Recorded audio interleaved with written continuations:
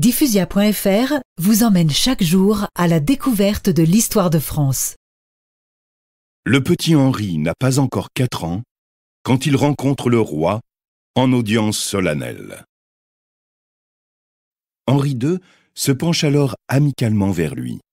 « Alors, Henri, voudrais-tu être mon fils ?» « Pourquoi donc, votre majesté? J'ai déjà un papa, et il est roi aussi, roi du Béarn. » Les hauts dignitaires et les courtisans sourient, d'autant que le roi de France semble s'amuser de la répartie du jeune garçon. Eh bien alors, Henri de Bourbon, si tu ne veux pas être mon fils, peut-être accepteras-tu d'être mon gendre et d'épouser ma fille Marguerite ici présente. Oh ça oui, sire. Et puis, elle est jolie, votre fille Marguerite. Je vous l'avais dit, Majesté, ce petit est un vrai Béarnais. Et le roi de France, lui, n'a qu'une parole. Messire.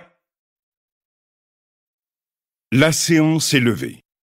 Antoine de Bourbon retourne dans son fief, fort de la promesse royale. Le petit Henri reprend ses activités béarnaises. Mais en 1559, alors qu'il a à peine 6 ans, la reine de France, Catherine de Médicis, épouse d'Henri II, est avertie d'une terrible nouvelle. Majesté, Majesté, un drame est arrivé. Le roi se meurt. Mais comment cela a-t-il pu arriver? Expliquez-moi, chevalier.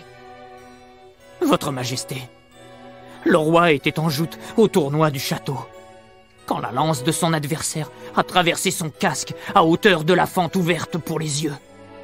C'est un malheureux accident, Majesté. Henri II, roi de France, est mort. Il laisse 4 enfants mâles. L'aîné lui succède. Il se nomme François II.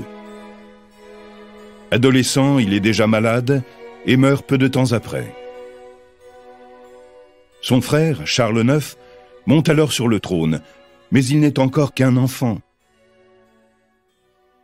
Catherine de Médicis assure la régence du royaume.